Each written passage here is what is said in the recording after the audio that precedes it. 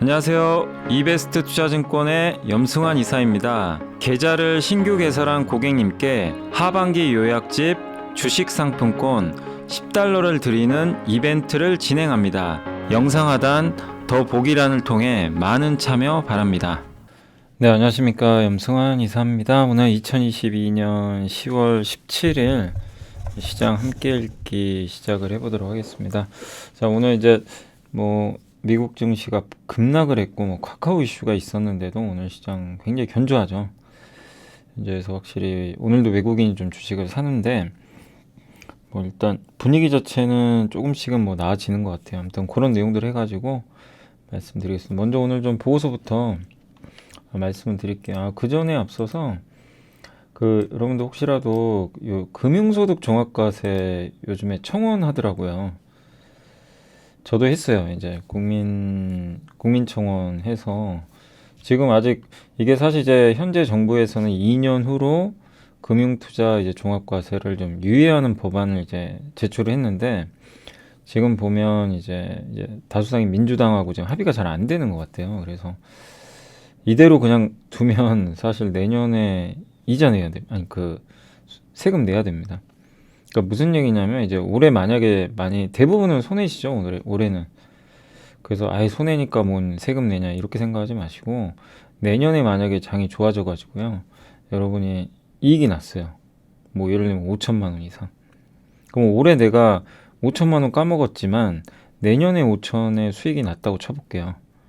그럼 어떻게 돼요? 5천에 대한 5천 이상이죠.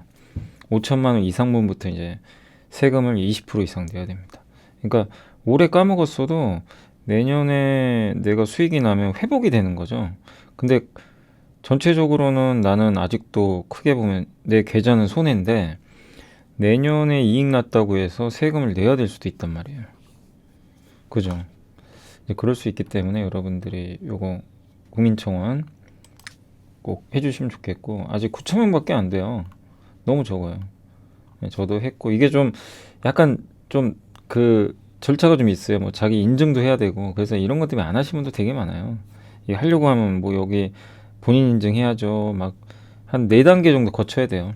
그래서 대부분은 사실 안 하려고 해요. 국민청원 하는 것 자체가 이게 귀찮으니까. 근데 여러분의 권리를 위해서 어쨌든 꼭 요것도 한번 해보시면 좋겠고 요게 명분도 없고 실익도 없는 금융투자 소득세에 대해 반드시 유예해 줄 것에 관한 청원입니다. 그 청원이니까 한번 국민동의 청원 여기 홈페이지 들어가셔가지고 하시면 좋을 것 같습니다.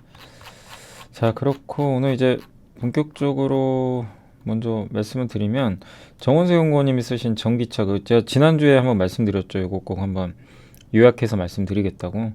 그 내용이고 되게 길어요. 그냥 엄청 길긴 깁니다. 아무튼 제가 요약은 다 해봤고요. 아무튼 어마어마하게 길어요. 오늘 하는 거에 거의 절반이 요거고 그 다음에 이제 유가 2차 전지 그리고 시황 그 다음 카카오 카카오가 급락했죠. 그리고 반도체 그리고 내년 연간 전망이 하나 나와 있고요. 그리고 한국 타이어, CNC 인터내셔널, 파트론, 롯데 제과, 롯데 칠성 있고요. 마지막 하나 더 있는 것 같은데 기네요 되게. 11월 미국 중간선거 하나 더 있습니다. 영국 리스크까지 이렇게 해서 오늘 중요한 내용들이 또 있어서 한번 여러분들이 일단 요 내용 가지고 좀 참고해 주시면 일단 좋을 것 같습니다. 너무 길어요. 그리고 요거 있죠. 여기 구글 들어가시면 제가 구글 한번 눌러볼게요. 여기다가 이 보고서는 전기차 그 이후 스마트카 요 PDF 고 있죠. 전기차 그 이후 이렇게 쓰시면 돼요. 그 이후 스마트카 PDF 이렇게 검색하시면 맨 위에 아마 이런 게 뜰 것 같아요. 좀 저랑 다르게 나올지 모르겠는데 여기 10월 5일 날 여기 그 스마트카 하이투자증권에서 나온 보고서고 이걸 누르면 이제 원문을 읽을 수 있습니다. 정말 긴 보고서예요. 장난이 아닙니다. 어려워요, 내용도. 근데 일단 제가 오늘은 좀 요약을 해드릴게요. 요거 참고하시면 좀 될 것 같습니다. 그래서 IRA 법안이 시행이 됐고 지금 미국에서 이제 전기차 사업하려면 배터리 공급망 구축해야 돼. 미국에다가 북미에다가. 그래서 신북미 무역 협정에도 완성차는 25년 7월부터 미국 내 생산 비중이 75% 북미에 캐나다, 멕시코 포함해서 이게 75% 이상 확보 안 되면 관세를 내야 됩니다. 그리고 미국은 픽업 트럭과 SUV가 많은데 용량이 커요. 200kW. 그래서 주로 NCM 배터리 위주로 가야 돼요. LFP가 쉽지가 않아요. 미국은 용량 때문에. 그리고 중국 기업들과의 치킨 게임은 항상 이제 위험 요소인데 유럽에선 좀 경쟁이 있을 것 같고요. 전기차 이후 시대는 뭐가 될 거냐? 스마트카죠. 이제 많은 분들이 그 얘기를 하고 뭐 저도 공감을 하고 있고요. 스마트카는 연결성, 자동화 이게 뒷받침돼야 되고 마지막으로 전동화가 돼야 돼요. 전기차가 돼야 되는 거죠. 왜냐 이런 것들을 구현하려면 전기가 있어야 되잖아요. 그래서 연결성, 자율주행, 파워트레인의 전동화 이 세 가지가 제일 중요하다. 그래서 이 전기차 시장은 피처폰과 스마트폰 초기 시장과 비슷하고 당시에도 이게 뭐 전화 말고 막 PC 기능이 있는데 처음에 스마트폰이 나왔을 때 기억나세요? 망한다고 한 사람도 많았어요. 이거 굳이 뭐하러 이런 게 필요해? 전화는 통화만 하면 되지. 이런 분도 되게 많았어요. 근데 세상이 바뀌었죠. 결국 소프트웨어 애플이 잘한 게 소프트웨어 생태계를 만들어 버렸어요. 그러니까 이제 스마트폰으로 할 게 많은 거죠. 그래서 테슬라에 열광하는 건 스마트카에 근접하고 있으니까 그 안에서 여러 가지 걸 할 수 있고 자율주행까지 구현을 해놨죠. 그러니까 이제 테슬라 자동차에 사람들이 열광을 하는 거죠. 근데 이 자율주행차는 레벨 6단계로 구성이 되어 있고 이제 레벨 0은 무, 레벨 1은 운전자가 이제 하는 거고요. 레벨 2는 이제 일부 부분 자동화예요. 레벨 3는 거의 완전 자동화에 좀 가깝긴 한데 사람이 좀 개입을 해야 되고 레벨 4는 이제 사람이 개입을 안 해도 됩니다. 단 운전석엔 타고 있어야 돼요. 레벨 5가 우리가 말하는 이제 완전 자율주행 영화에서 보던 운전석이 없는 거죠. 이거는 아직 멀었고요. 레벨 4가 2027년 레벨 3는 이제 올해 말부터 시작이 됩니다. 현대차 제네시스 G90이 출시해요.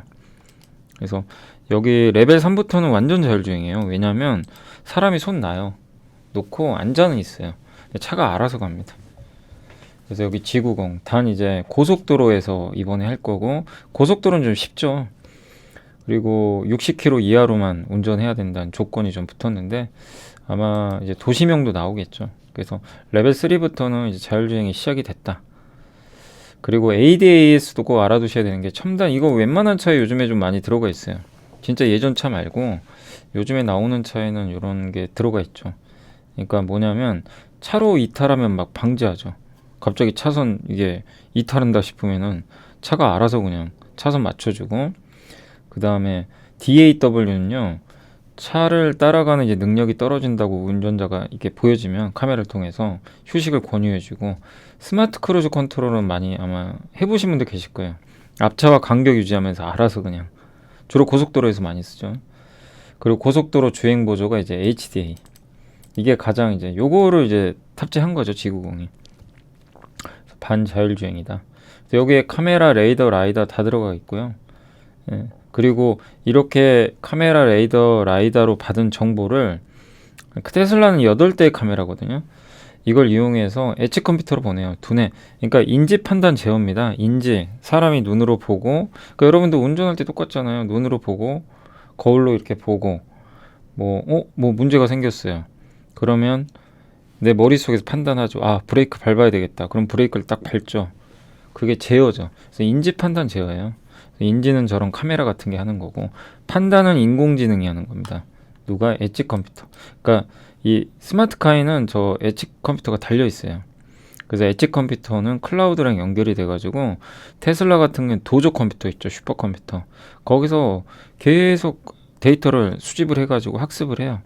이러이러한 상황에선 최적의 판단이 뭔지를 정말 눈 깜짝할 사이에 판단을 해서 엣지 컴퓨터로 다시 보내줘요. 그 엣지 컴퓨터가 판단하고 바로 뭐 브레이크를 밟든가 이렇게 하는 거죠. 그러니까 정말 어려운 거죠, 사실은. 근데 그거를 하고 있는 거죠. 그래서 여기에 인공지능 이제 그 반도체가 들어가고, 엣지 컴퓨터에는 이제 엔비디아의 오린이라는 그 인공지능 칩이 되게 유명하대요. 예.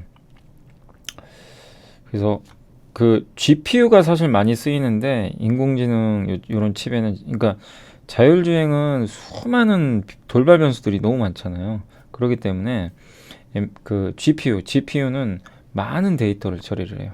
CPU는 연산을 하는데 고도의 정말 어려운 문제를 한 문제, 두 문제 푸는 건 CPU가 제일 잘하는데, 정말 많은, 그러니까 우리 뭐 수능 시험 친다고 생각하시면 돼요.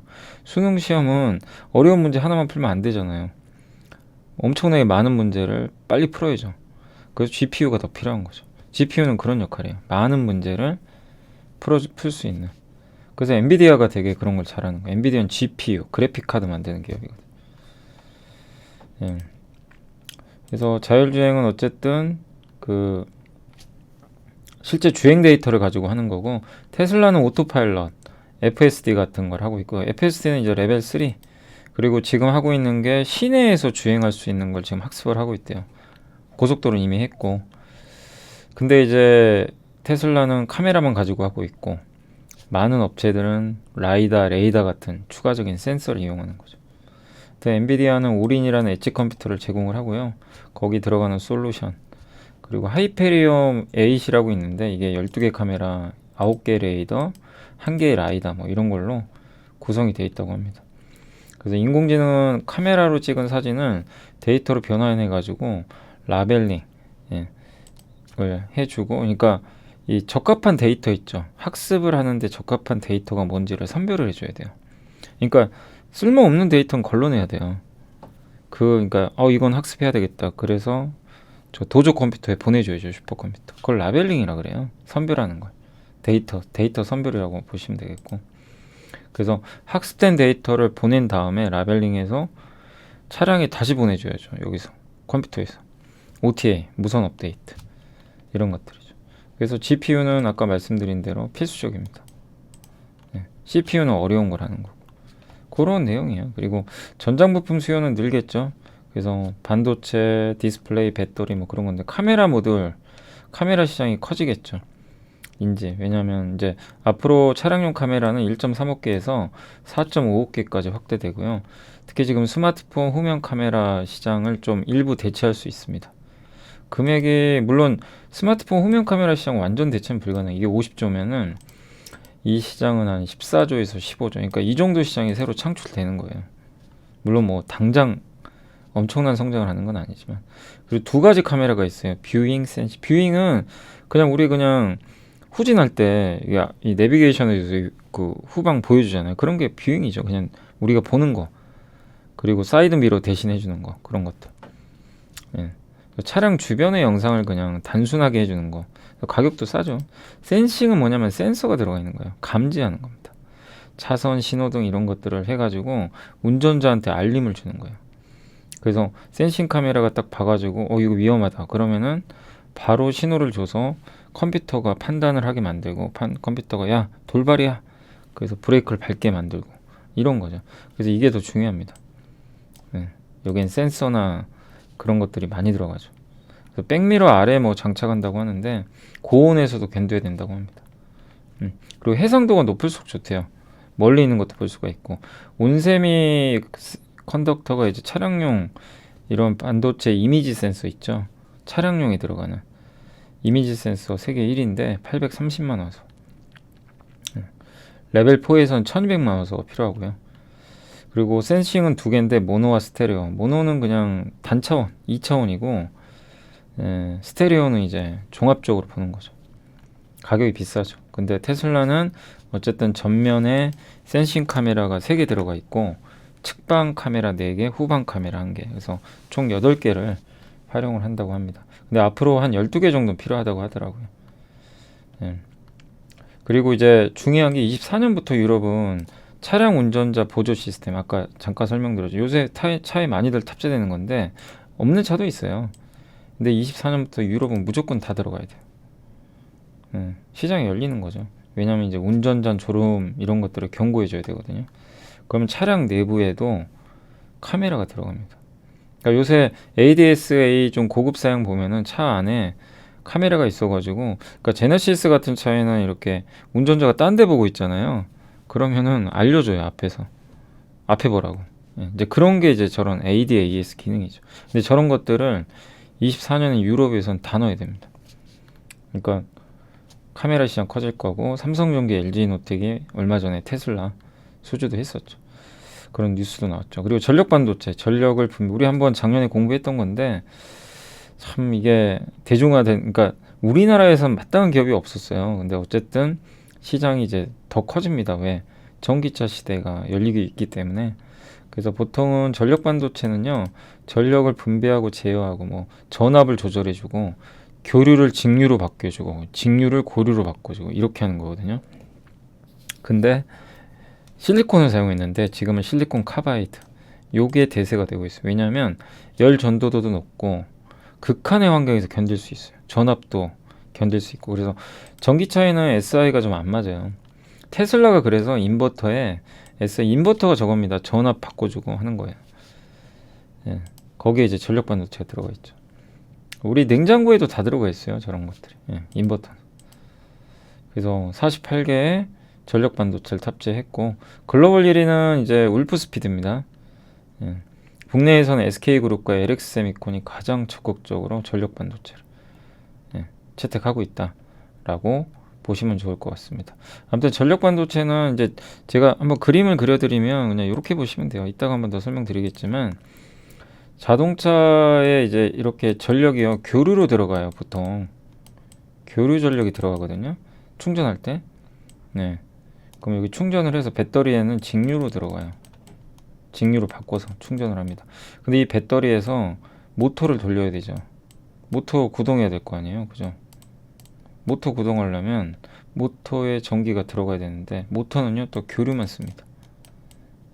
여기 이런데 각각 인버터가 필요하고, 그 인버터 안에 저 SiC 전력 반도체가 들어가야 됩니다.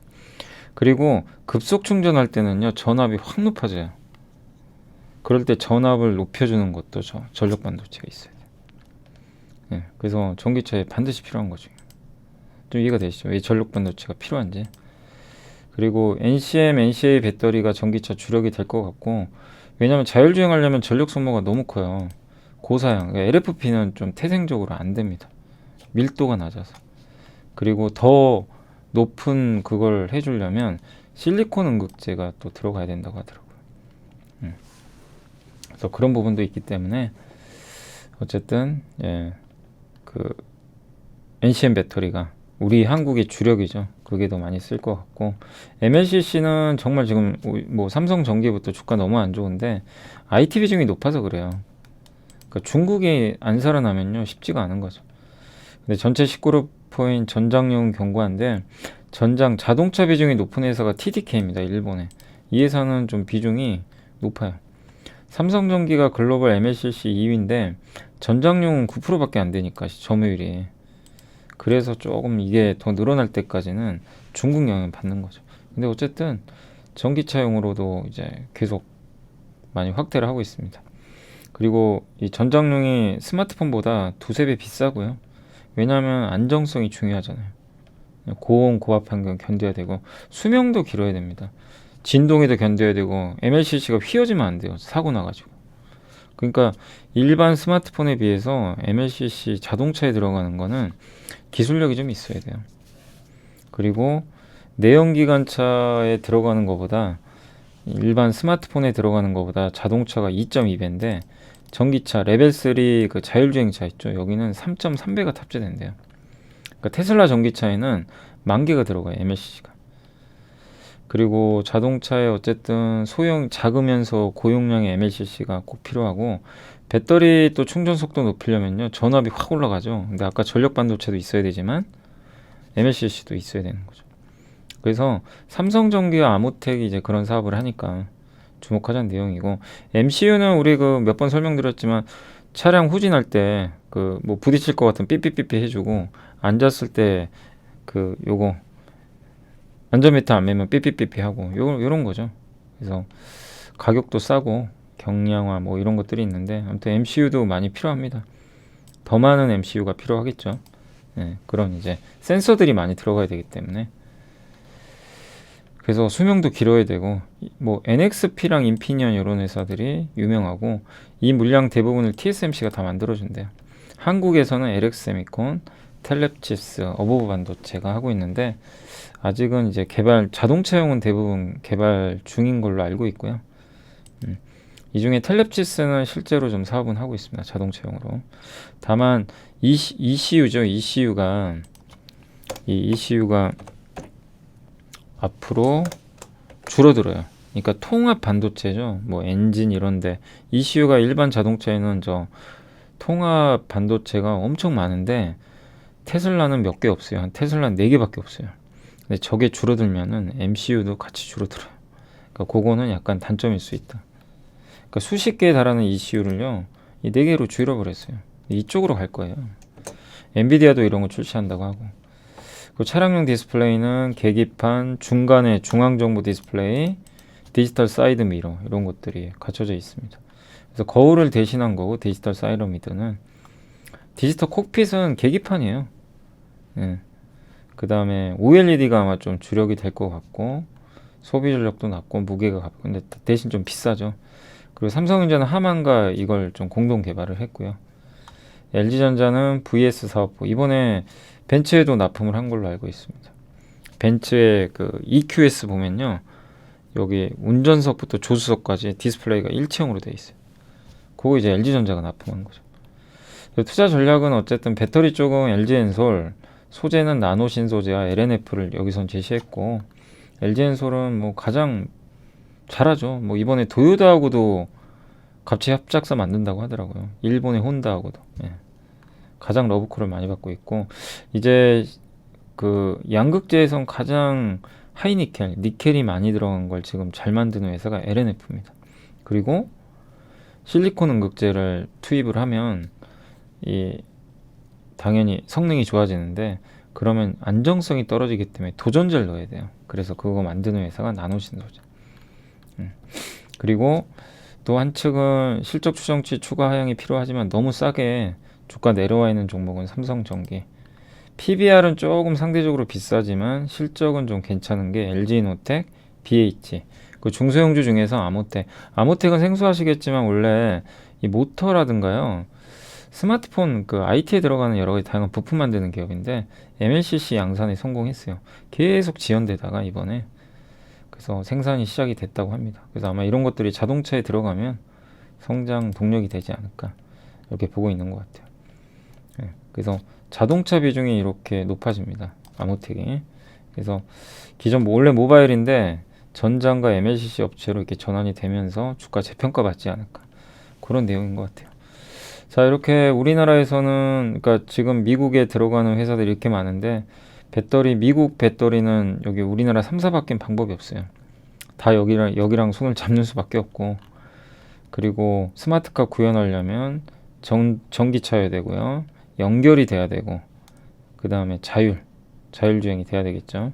그 다음에 옛날에 유무선 전화기가 피처폰 기억나시죠? 그리고 아이폰 되면서 세상이 바뀌었죠. 그러니까 자동차도 그럴 거란 얘기예요. 내연기관에서 전기차로 한 단계 갔다가, 그러니까 사실 전기차는 스마트 기능이 없어요. 그냥 동력만 바뀐 거죠. 여기서 여기로 간 거랑 비슷하죠. 근데 자율주행차는 차원이 다릅니다. 예, 여기에 소프트웨어가 들어가요. 그래서 똑같다는 거죠. 그죠? 그러니까 이 정은석 연구님이나 이런 이제 하이투자증권 이거 자료 쓰신 분이 되게 비유 잘하신 것 같아요. 그리고 미국은 픽업 트럭의 나라죠. 그래서 배터리가요, 여기 리비안 같은 경우 220kW. 그 다음에 여기 GMC의 시에라 EV는 LG 에너지 솔루션에 납품하는데, 배터리 용량이 200kW, 여기가 200kW입니다. 엄청나죠. 실베라도. 굉장히. 그리고 옛날에 스마트폰 시장이 이렇게 난립하다가요, 지금은 사실 이 정도 남은 거예요. 애플, 삼성전자, 오포, 비보, 샤오미, 중국에 나머지 다 올라간 거죠. 예, 나중에 저렇게 될 수도 있어요. 근데 아직은 뭐 초기에는 다 난립하겠죠. 그리고 이게 자율주행 단계입니다. 레벨 0. 그냥 아무것도 도움 필요 없는 거 항시 주시해야 되고, 레벨 5는 일부 운전자, 부분 자동화, 레벨 2. 지금은 뭐 이게 좀 많아요. 레벨 2가. 운전자가 아무튼 줘야 되는데, 레벨 3부터는 차가 알아서 하는 거예요. 여기서부터. 좀 레벨 3부터는 차가 합니다. 여기서부터. 여기가 진짜 완전 자동화죠. 그리고 자율주행 인지, 검지, 차량 인지하고 보행자 검지하고, 그 다음 판단. 어떻게 판단할 거냐. 저 왼쪽으로 할 거냐, 오른쪽으로 할 거냐, 속도를 줄일 거냐, 멈출 거냐. 이 판단을 내려야 되겠죠. 앞을 보고. 그 다음에 결정이 내려지면 바로 이쪽으로 보내줘야 돼요. 그래서 제어를 해야 됩니다. 요걸 잘하는 기업이 그 만도죠. 만도가 저 제어 쪽에 많이 관련돼 있죠. 여기는 이제 인공지능, 엔비디아가 뭐 최강이죠. 엔비디아나 모빌아이, 현대차는 이제 모셔널인가요? 예, 모셔널하고 했던 앱티브랑 합작했던 모셔널, 포티투다 이번에 인수했던 이제 그런 회사들이 이런 걸 하는 거고, 인지는 카메라 쪽, 라이다 센서 뭐 이런 회사들. 아무튼 테슬라는 다 합니다. 하드웨어부터 소프트웨어. 근데 여기는 주로 대부분 이제 그 엔비디아는 소프트웨어 위주.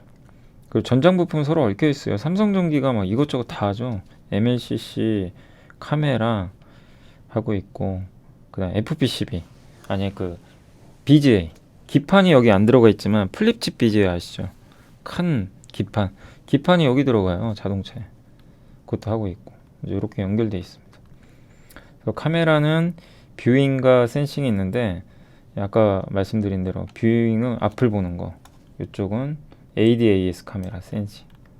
그 전력 반도체, 전압, 직류에서 교류로 전환, 변압, 네.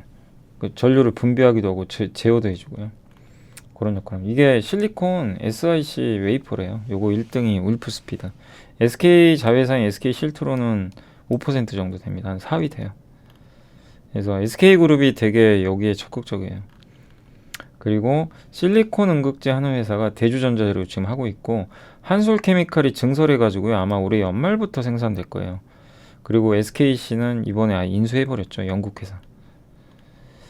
그래서 이렇게 한번 좀 정리해 드릴게요. 그래서 이런 스마트카 제가 한번 했지만, 이 안에서 이제 여러분들이 한번 잘 고민해 보시면 좀 좋을 것 같습니다. 내년이 될지 내후년이 될지 반드시 올 수 있는 미래죠.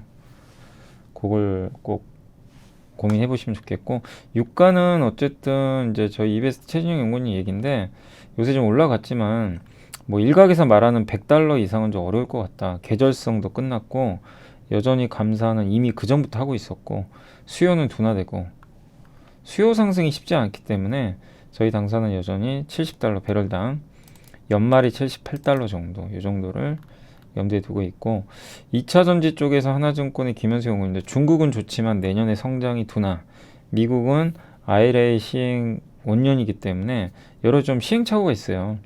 그렇지만 어쨌든 미국 비중 높은 기업들은 수혜를 받을 것 같고, 유럽은 앞으로 좀 좋아질 것 같아요. 왜냐하면 유럽이 좀 최악인데 천연가스 가격 꺾였고요.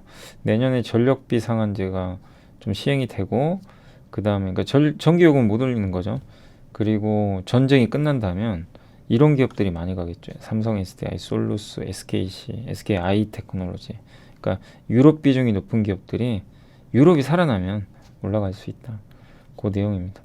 안녕하세요. 이베스트 투자증권의 염승환 이사입니다. 계좌를 신규 개설한 고객님께 하반기 요약집 주식 상품권 $10를 드리는 이벤트를 진행합니다. 영상 하단 더 보기란을 통해 많은 참여 바랍니다. 그리고 저희 당사에서 이제 바닥을 잡아기에 충분한 가격 하락이다. 뭐냐면 지금 뭐 악재만 나오고 달러 환산 코스피가요, 지난 30년 사이클에서 최악의 그 하락률 기록한 탑 5에 들어가 있다고 합니다. 그 정도로 많이 빠졌고요. 아무튼 한국 주식시장 외국인 개방된 이후로 지금 가장 많이 빠진 것 중에 하나가 올해예요. 그러니까 지난 30년간 외국인이 본 코스피는요, 달러로 봤을 때 21년 6월 16일이 2225포인트였어요.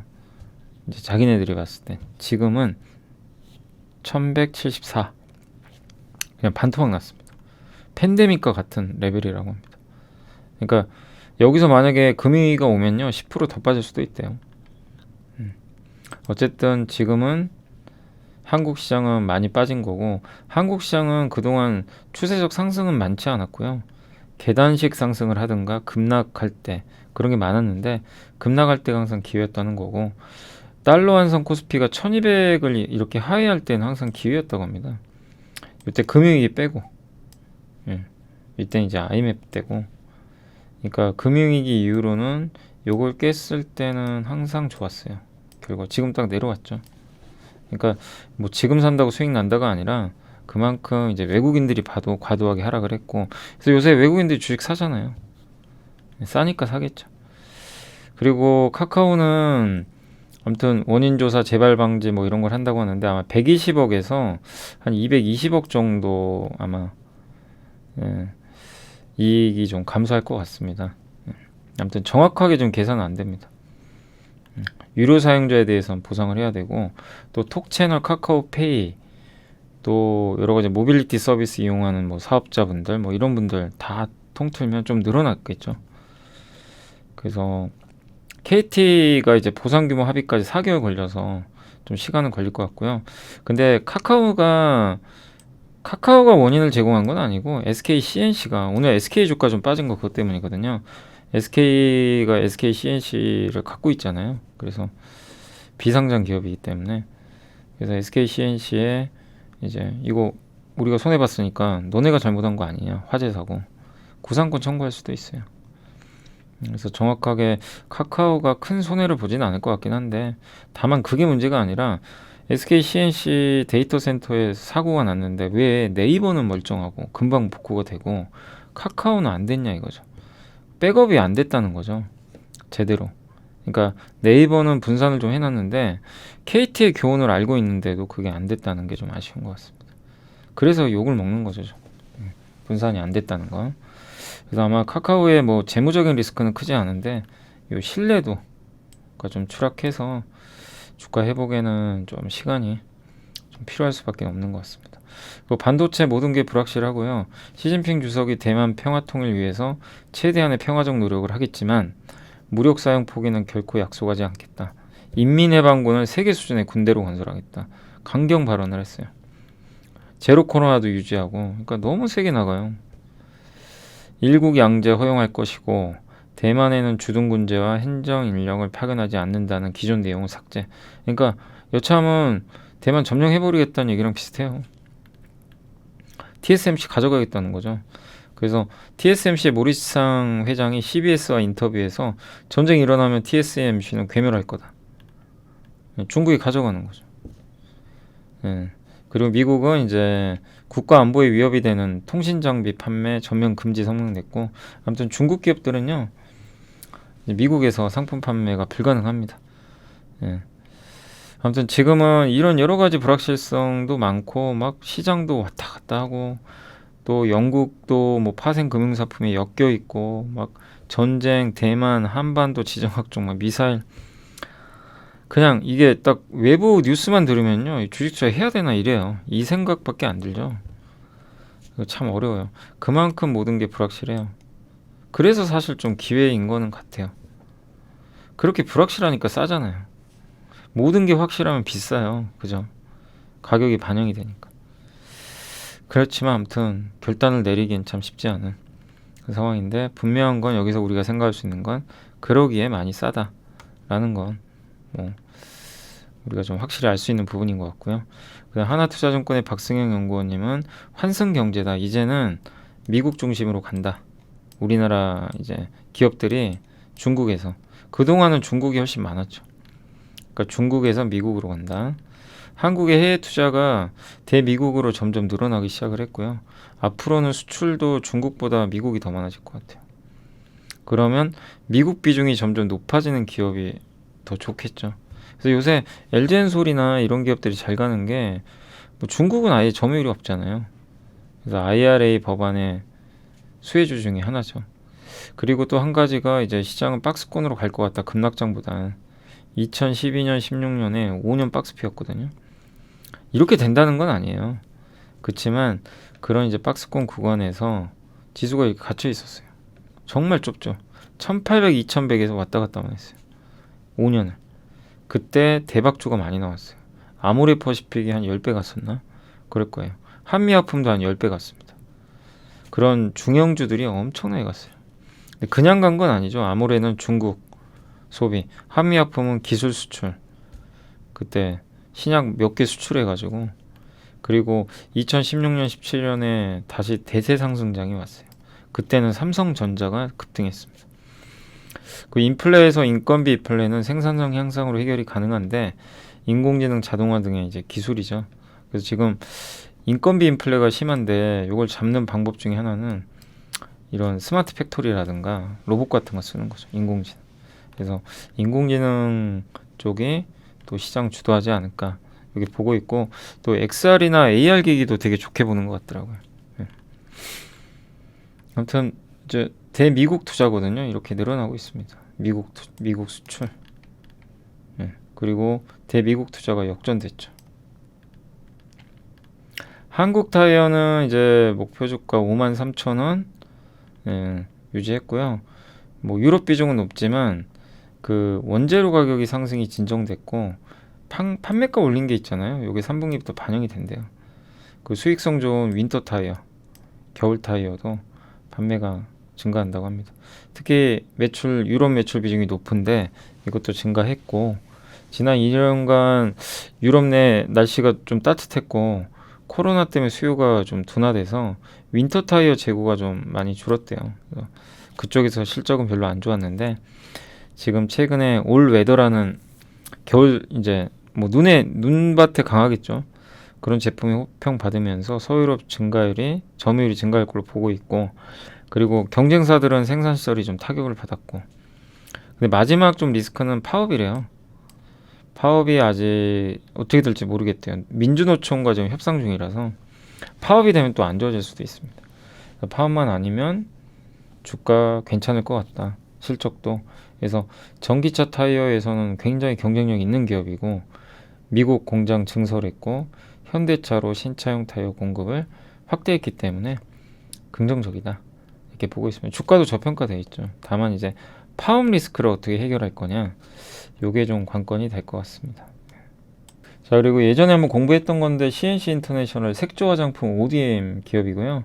색조 중에서 메이크업, 이제 입술하고 눈의 강점을 가진 포인트 메이크업 ODM 회사고, 17년간 요거를 이제 제품을 개발했던 아모레 퍼시픽에서 배은철 대표이사가 회사를 만들었고요. 2010년 젤 펜슬이라는 걸 개발을 해가지고 ODM 시장에 본격 진입을 했고요. 에어리벨벳 틴트, 립 퐁듀 등 자체 연구개발 제형으로 국내 120여 개 브랜드를 고객사를 확보했고요. 로레알, 에스테로더, 그리고 요런 4개 그룹사에 대해서 인증을 통과해서 유럽과 북미 지역으로 확장을 기대하고 있다. 그리고 젤 펜슬은 고형의 펜슬이지만 발림성이 좋다고 합니다. 그리고 자체 개발한 에어리벨벳, 부드러운 사용감의 매트한 발색, 요게 출시가 됐었는데 작년에 그 올리브영 메이크업 분야에서 각각 1위와 3위를 차지했다고 하고 있고요. 화성, 용인, 그 중국 상해 쪽에 공장을 각각 갖고 있습니다. 앞으로 증설을 해서 매출을 늘릴 예정이고, 보통 이제 ODM은 브랜드 회사가 이제 제품을 기획한 다음에 보내서 이렇게 만들어 달라고 하는데, 이 회사는 자기가 직접 기획까지 제안을 한다고 합니다. 그래서 이익률이 되게 높대요. 다만 작년은 이익이 훼손됐죠. 코로나 때문에 신제품이 출시가 지연돼서. 근데 이제 리오프닝 되면 색조 매출이 더 늘어나겠죠. 그리고 이익률도 좋고, 그리고 3C 로맨 아시죠? 로맨은 아이 패밀리 SC. 일본에서 지금 여기 색조 1등 한다고도 인지도가 들었는데, 이런 인디 브랜드가 요새 잘 나가죠. 이런 거를 CNC 인터가 만들어줍니다. 그러니까 지금 트렌드에 잘 맞는 그런 그 화장품 회사인 것 같아요. 근데 이런 내용들도 있고, 프레스티지, 이제 대중적인 브랜드도 신제품 런칭을 한다고 하고요. 인디는 약간 이제 취향을 타는 거고 프레스티지는 이제 대중적인. 그래서 그게 좀 더 마진이 높다고 하더라고요. 그래서 이런 제품들을 갖고 있다고 합니다. 만들어 준대요. 그 모든 화장품 회사가 자기네 것만 만드는 게 아니라 외주를 맡겨요. 그럼 저런 CNC 인터 같은 회사가 만들어 주죠. 올리브영에서 작년에 1등 했던 거. 립 메이크업 1위. 여기 CNC가 만들어 준 거라고 합니다. 국내 주요 고객사고요. 그리고 인디, 이 회사는 좀 인디 브랜드 매출 비중이 좀 높아요. 그래서 지금 시장 트렌드에 가장 잘 맞는 ODM 화장품 회사인 것 같아요. 그리고 파트로는 뭐 안 좋지만 뭐 스마트폰이 지금 역성장했잖아요. 지난 몇 년간. 내년엔 좀 회복될 걸로 저도 좀 보고 있고, 근데 언제 회복될지 모르겠습니다. 그러니까 삼성전자 스마트폰도 출하량이 감소했고, 중국도 안 좋고, 경쟁도 치열하고, 카메라 모듈 회사 간에. 그렇지만 자동차 카메라 만들고 센서 만들고요. 완제품도 만들고 있고, 전자담배 맞아요. 이것도 사업하고 있거든요. 그래서 신규 사업군이 매출이 이렇게 늘어났어요. 그럼 이제 스마트폰이 좀 안 좋아도 주가가 크게 연동이 안 될 수 있어요. 옛날만큼. 그리고 주가도 PBR이 지금 이제 한 배도 안 됩니다. 좀 심하죠. 예전 코로나 때로 돌아갔어요. 과할 정도의 하락인 것 같아요. 여기 파트론이 공급하는 이런 카메라들이 이렇게 많다고 합니다. 이제 이게 다 납품되는 건 아닌데 회사마다 다르겠지만요. 아무튼 최악이지만 이제는 좀 점진적으로 좋아지지 않을까. 그러니까 밸류 자체는 굉장히 낮아졌다. 보시고 롯데그룹은 이제 롯데칠성이 요새 트렌드가 제로 음료가 되게 유행하죠. 제로 콜라, 제로 사이다. 그래서 제로 탄산 히트 쳤죠. 롯데칠성도. 그래서 마진도 좋대요. 탄산 음료가. 그리고 과일향 음료 뭐 이런 것까지. 그리고 주류에도 제로 슈거라 그래가지고 신제품 세로를 출시했고요. 그 다음에 과자류도 설탕과 당류가 없는 그런 제품을 또 출시했다고 합니다. 잘 나가는 것 같아요. 그리고 기능성 원료 활용한 제품도 출시하고 있다고 합니다. 칠성 사이다 플러스. 이게 이제 기능성 음료죠. 건기식 소재도 좀 확보했는데 그 건기식 판매하는 회사 중에 빅섬이라고 있대요. 빗섬 말고 빅섬. 그래서 이 회사를 좀 이용해서 건강기능식품 시장도 진출하는 것 같습니다. 그리고 롯데그룹이 요새 제로 베이스드 버짓이라 그래가지고 예산을 이제 줄이는 거죠. 효율적으로 집행하고 비용 절감하는 거예요. 그렇게 해서 롯데칠성이 지금 2020년 1000억, 작년에 570억, 올해는 한 550억 이 정도 비용을 지금 감소를 하고 있대요. 그래서 뭐 롯데제과도 마찬가지로 이렇게 효율을 하고 있고, 그러니까 이제는 비용 줄이겠다는 겁니다. 롯데제과는 롯데푸드와 합병했어요. 그래서 빈과 부분이 이제 합쳐져가지고 효과 나올 것 같고, 그 다음에 그 영업이익은 이 정도, 이익률은 6.8%. 합병으로 어쨌든 되게 효율화되고 비용이 줄겠죠. 그 다음에 구색 맞추기 때문에 엄청나게 많은 품목을 갖고 있었는데 그것도 축소한다고 합니다. 그러니까 모든 게 다 효율로 가요. 왜냐면 내수 제거 회사가 성장을 해봐야 얼마나 하겠어요. 그죠? 고성장 어려운데 히트 상품 나오지 않는 이상. 근데 그러려면 돈 벌 수 있는 방법은 뭐죠? 단가 올리거나 비용 줄이면 돼요. 그러니까 비용 줄이기 들어갔어요. 왜냐면 단가는 이제 대부분 많이도 올렸기 때문에 빈과 사업부도 좋아질 것 같고. 근데 계열사 롯데푸드랑 이게 겹치는 게 너무 많았어요. 롯데제과가. 근데 그걸 하나로 합쳐버려가지고 이런 전략은 되게 긍정적이지 않나라고 저도 생각합니다. 그리고 롯데푸드는 주로 기업들한테 납품을 하고요. 롯데제과는 소비자 대상. 이제 서로 빈자리를 채울 수 있는 거죠. 이런 것들을 서로. 그리고 롯데푸드는 아마 해외 쪽에 좀 강점이 있었던 것 같고, 롯데제과가. 롯데푸드는 또 이걸 이용하는 거죠. 그러니까 서로 간에 좀 부족한 걸 서로 채워주고 겹치는 건 좀 없애주고 이러면서 긍정적인 효과 나오지 않을까 이렇게 보고 있고요. 목표 주가는 16만 원입니다. PER은 9배 정도 되는 것 같고요.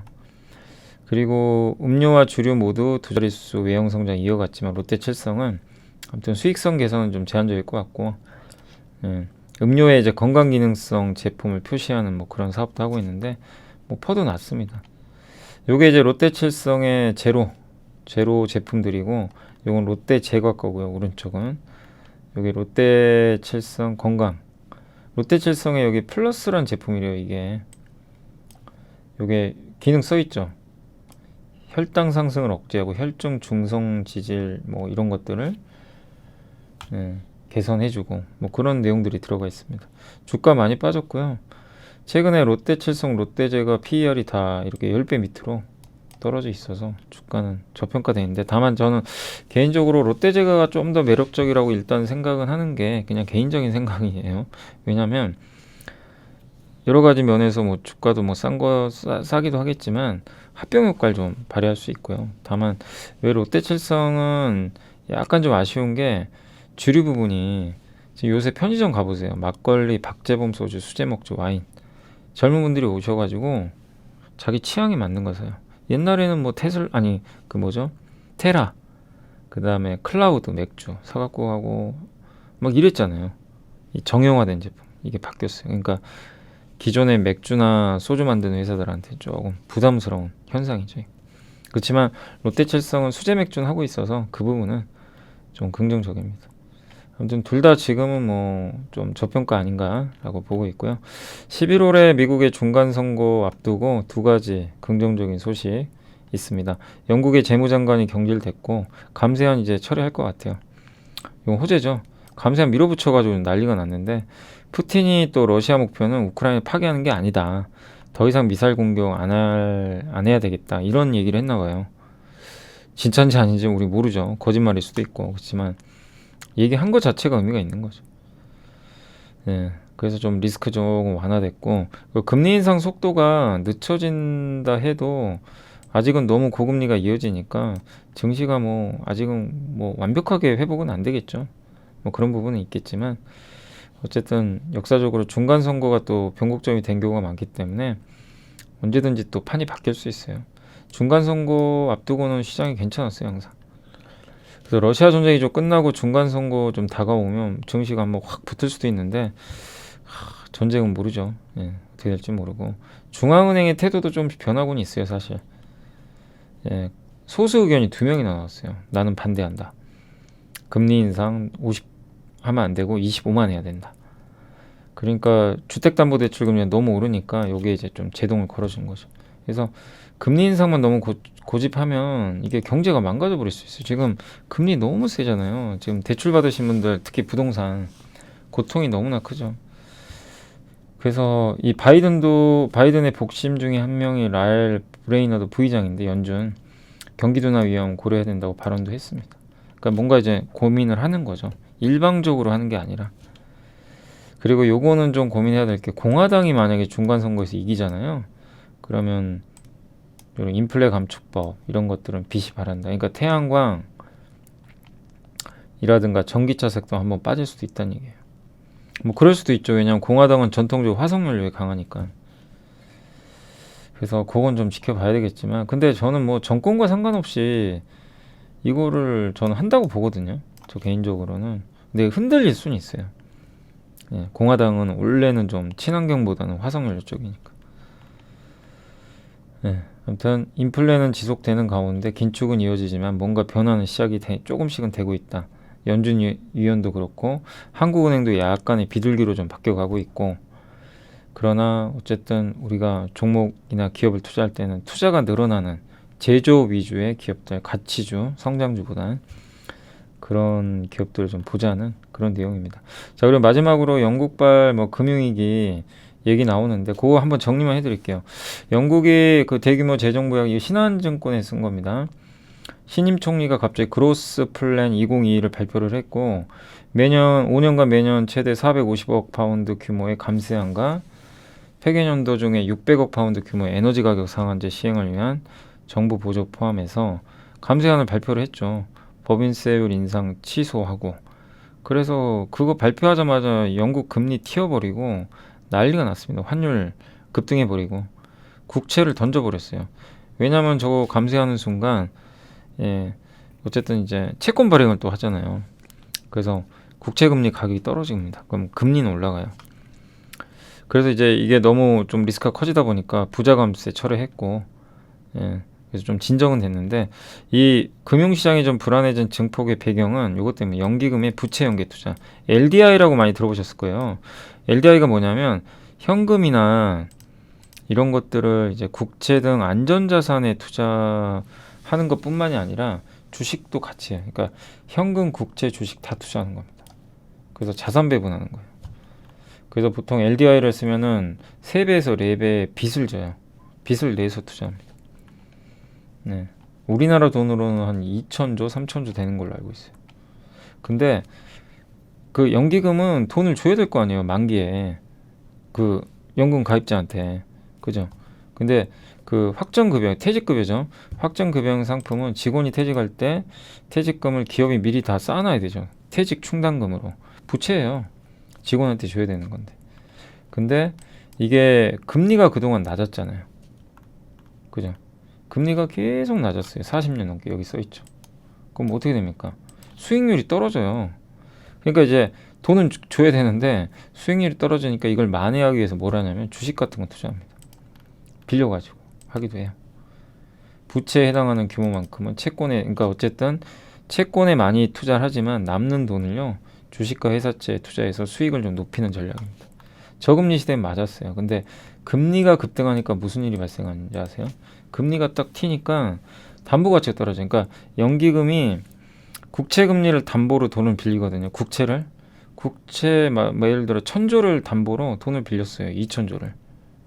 근데 국채 금리가 튄다는 건 뭐죠? 금리가 막 올라가요. 그러면은 채권 가격은 급락하는 거 아시죠? 금리 급등은 채권 가격 급락입니다. 그럼 갖고 있는 가격이 떨어져요. 이걸 담보로 빌렸는데 담보 가치가 떨어지죠. 그럼 어떻게 돼요? 마진콜, 증거금 부족, 돈 갚으세요. 이렇게 은행에서 전화 오죠. 예, 그런 겁니다. 근데 돈이 없어요. 어떻게 돼요? 채권을 더 팔아서 현금을 확보하는 겁니다. 예. 그래서 이제 그렇게 되면 난리가 날 거 아니에요. 막 현금화하면. 그래서 영국 정부에서 BOE에서 뭐라 했냐면 양적완화 해줬잖아요. 그래 우리가 채권 사줄게. 니네 팔아라. 우리가 받아줄게. 그래서 판 거예요. 받아주고 14일까지 그걸 한 겁니다. 리스크가 있으니까 잘못하면. 예. 이렇게 된 거예요. 지금 이 너무나 급격한 금리 인상 시대가 한 번도 온 적이 없었거든요. 지난 20년간. 금리가 올라도 천천히 오르면 상관이 없는데 급하게 오르면 이게 LDI 전략이 터져버린대요. 문제가. 그렇게 된 거라고 합니다. 거기다 영국 물가 불안하죠. 무역 수지 적자죠. 에너지 가격 오르죠. GDP 대비 부채 많죠. 아주 난리예요. 영국이. 예, 영국이 다 발가벗겨졌어요. 민낯이 다 드러났습니다. 수급도 꼬여 있고. 그러니까 지금 영국 정부도 미치는 거죠. 예. 긴축만 할 수도 없고. 예. 그래서 이게 해결되는 방법은 뭐예요? 금리가 떨어지면 돼요. 미국 연준이 금리 인상 속도를 좀 늦춰서 물가 꺾이고 금리 인상 속도 놓치면 금리 꺾이죠. 그럼 영국도 한시름 나요. 금리가 꺾여지면 채권 가격이 올라가니까. 근데 여기서 막 또 우리가 모르는 돌발 변수 생겨서 막 금리가 더 올라가고 막 급격하게 이러면 영국이 터져버릴 수도 있다는 거죠. 그러니까 이게 이제 두려운 거죠. 그래서 그때 한번 우리가 2130까지 갔던 거예요. 이것 때문에. 네, 어떤 내용인지는 좀 이제 이해가 되시죠? 네. 그런 내용입니다. 그래서 이런 것들은 좀 참고하시면 되겠고, 당장 현실화되지는 않겠지만 만약에 금융위기가 생긴다면 영국에서 터질 수도 있다. 근데 그 내용은 알아두세요. 이러이러한 내용 때문에 이게 문제가 생겼구나 라고 보시면 되겠습니다. 자, 이제 보고서는 다 보여드렸고, 제가 이제 장이 어느 정도 좀 시장 마감할 때쯤 되면 제가 그 마감 시장 정리해서 마무리하겠습니다. 오늘 좀 길었네요. 네.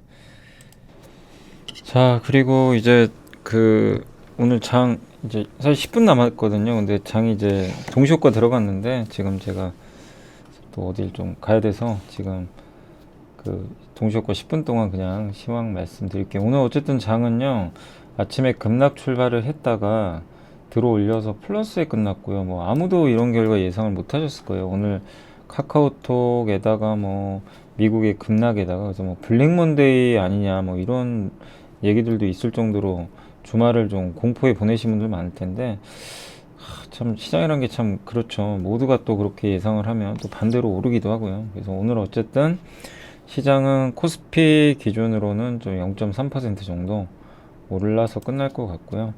그 다음에 코스닥 같은 경우는 더 올랐습니다. 0.6%로 잘 마무리된 것 같습니다. 근데 이게 오른 이유가 좀 궁금하실 거예요. 그러니까 일단은 뭐 카카오 리스크는 카카오에 국한돼 있고, 그렇다고 뭐 카카오가 엄청난 뭐 이렇게 돈을 보상하거나 그럴 정도 액수는 아닌 것 같더라고요. 그래서 재무 리스크는 좀 제한적이고, 다만 이제 카카오에 대한 신뢰가 완전히 이제 추락을 했죠.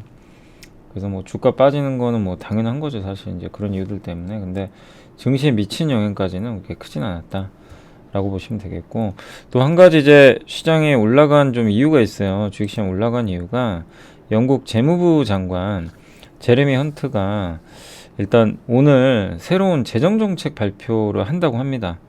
그러니까 지금 쿼탱 재무장관을 경질시켜 버렸죠. 트러스 총리가. 그리고 새로운 이제 제레미 헌트라는 재무장관이 이제 임명이 됐는데, 이 사람이 오늘, 원래 예정 날짜가 10월 31일이었대요. 근데 오늘 발표하기로 예정돼. 그러니까 기대감이죠. 예, 이거 뭔가 또 시장이 원하는 답을 주지 않을까. 그래서 갑자기 뭐 나스닥 선물 올라가고 막, 예, 우리나라 증시도 이렇게 리바운딩하는 그런 모습이 나왔는데, 다만 이런 건 있어요. 오늘 만약에 저녁에 또 그런 이제 재정정책 발표가 있었는데 실망스럽다, 오히려 그럼 뭐 증시 내일 다시 다 빠져버리는. 그래서 뭐 예측은 어렵지만 일단 오늘 시장 올라가는 배경은 그렇게 생각하시면 돼요. 영국에 대한 좀 기대감. 지금 아까 제가 보고서상에도 영국 좀 말씀드렸지만 영국이 좀 제일 문제잖아요. 그래서 거기에 대한 좀 리스크가 좀 해소되지 않을까. 감세한 철회하고 완전히, 예, 그래서 물가 안정시키는 쪽으로 가지 않을까, 이런 좀 기대감이 일단 붙고 있는 것 같습니다. 그래서 오늘 일단 시장은 조금 뭐 괜찮아졌다라고 좀 보시면 좋을 것 같고요. 그래서 오늘 좀 반등했고, 또 오늘 수급도 좋았어요. 오늘 보시면 외국인이 요새 계속 삽니다, 주식. 오늘도 샀어요. 정말 끝없이 매수입니다. 예. 이건 좋은 신호죠. 외국인들이 어쨌든 우리나라에서 제일 힘이 센 주체니까. 그리고 오늘도 전기전자를 가장 많이 샀고요. 고르게 샀고, 다만 이제 인터넷, 카카오 그룹주를 많이 판 것 같아요. 기관도. 다만 기관은 오늘도 전혀 도움이 되질 못했습니다. 시장에. 대량 매도를 퍼부어버렸습니다. 예, 왜 이렇게 파는지 모르겠습니다. 저도 기관 투자들이 좀 안 팔았으면 좋겠는데 너무 팔아요. 근데 어쨌든 이 물량들을 다 외국인이 그냥 싹 받아가고 있습니다. 예, 지금 그런 상황이고, 그리고 오늘 뭐 섹터 쪽으로는 뭐 골고루 이제 오후에 반등이 나왔고, 또 근데 미중 갈등 우려죠. 지금 당대회에서 시진핑이 뭐 3연임이 거의 확정된 것 같고, 뭐 무력 통일하겠다 대만, 뭐 이런 얘기하고 이러니까 히토류 관련주가 급등을 했고, 오늘 그리고 전기차 충전소 관련 이게 섹터가 왜 쓰냐, 원익 PN이가 뭐 성일하이텍인가요? 뭐 그 회사랑 뭐 폐배터리 사업 같이 한다는 얘기가 있더라고요. 뉴스를 보니까 아마 그래서 급등했던 것 같아요. 그래서 이쪽 섹터는 이제 그 원익 PN이 때문에 좀 급등했다라고 보시고, 2차 전지 전체적으로는 분위기가 오늘 좋았습니다. 다 괜찮았고요. 장비 회사들 특히 좋았어요. 특히 장비 쪽이 이제 미국 쪽에 투자를 많이 하니까 좀 수혜가 예상이 되고, 그 다음 오늘 이제 카톡 사태 때문에 보안주가 좋았고요. 보안, 데이터 센터 이런 회사들 있죠. NHN 경쟁사, 도전비죠. 얼마나 수혜가 될지 모르겠지만 그런 쪽이 좋았고, 또 오늘 MLCC 관련주들도 오늘 괜찮았습니다. 특히 오늘 코스모 신소재가 이제 2차 전지 소재 쪽인데 뭐 이쪽이 좀 강했던 것 같고요. 아모텍 뭐 이런 기업들 강했고, 전기차, 뭐 사물인터넷, 그러니까 오전하고 완전 정반대로 갔습니다. IT 대표죠. 삼성전자도 오늘 올라버렸어요. 그 LED 디스플레이가 오늘 무려 7%나 급반등에 성공을 했습니다. 근데 저도 뭐 이렇게 찾아보니까 내용은 아직 나온 게 없는 것 같고요. 네. 그리고 니켈 관련주 좋았고, 리비안, 뭐 골판지, 폐배터리, 웹툰 이쪽 좋았고, 면세점도 오늘 괜찮았고요. 네. 그리고 게임 회사들이 그동안 엄청 빠졌는데 오늘은 조금 살아났어요. 게임주도. 물론 이제 일부 기업들은 좀 빠지긴 했지만 대체적으로 좀 오후에는 좀 살아나는 그런 모습이었던 것 같습니다. 휴대폰 부품 쪽도 괜찮았고 4차 산업 수혜주, 비료 뭐 다 고르게 올랐습니다. 근데 이제 오늘 그 네옴시티 관련주는 아시겠지만 그 빈살만 의장이 안 온다고 했죠. 빈살만 왕세자가 뉴스에 그렇게 나왔더라고요. 빈살만 왕세자가 한국은 안 올 것 같다. 이러다 보니까 이런 좀 그 리스크로 인해서 그동안 사실 네옴시티 기대감이 좀 있었잖아요. 그래서 완전히 건설주가 난리가 났습니다.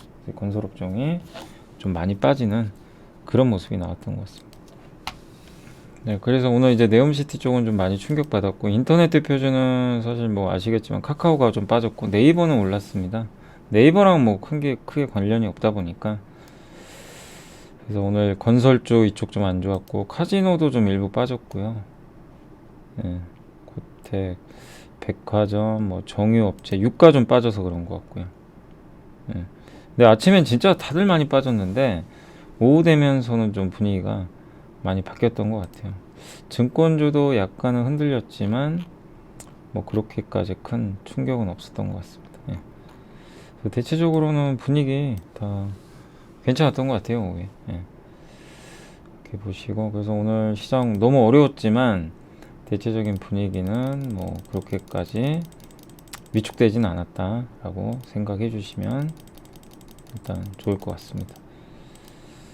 자, 오늘 장이 일단 끝나긴 끝났네요. 그래서 오늘 이제 그 시총 상위 기업 중에서는 LG 디스플레이, 또 에코프로, 폐배터리주가 되게 좋았고요. 한화 시스템 같은 일부 방산주, 하나솔루션도 올라왔고, 그다음에 LG가 좀 반등을 해줬고, LG 엔솔, DB하이텍, SKC가 10만 원 넘었네요. 이렇게 좀 올라왔고, 그다음에 좀 많이 빠진 거는 카카오 이제 화재 사고 이제 관련주죠. SK CNC가 그걸 하다 보니까 그다음 카카오페이, 카카오뱅크, 카카오, 삼성 엔지니어링, 그러니까 네옴시티, 카톡 관련주 이런 기업들은 좀 많이 빠졌고 그 외에는 대부분 괜찮았습니다. 다음 또 오늘 좀 변동성 있었지만 이제 오늘 영국 이슈 때문에 좀 증시 올랐다라고 생각해 주시고 시장 보시면 되겠습니다. 자, 오늘 이제 시간이 다 돼서 여기 좀 마치도록 하겠고요. 아무튼 좀 최악이 좀 지나가는 모습은 좀 드는데 좀 시장이 좀 점진적으로 살아났으면 좋겠고 아무튼 아까 오늘 그 보고서 중에서는 그 정원석 연구원님 보고서 아까 구글 어떻게 하는지 알려드렸죠. 거기서 한번 꼭 보고서 찾아보셔가지고 보시는 게 좋을 거 보시면 좀 도움이 되실 거예요. 그 요약은 해드렸으니까 아까 방송에서 어쨌든 저는 모빌리티 쪽 저도 좀 굉장히 좋지 않을까. 근데 그게 당장 올지 좀 느리게 올지 모르겠어요. 그거는 그리고 어떻게 정확히 알겠어요, 그죠? 근데 방향은 맞죠. 그렇게 생각해 주시면 좋겠습니다. 자, 저는 내일 뵙겠습니다. 감사합니다.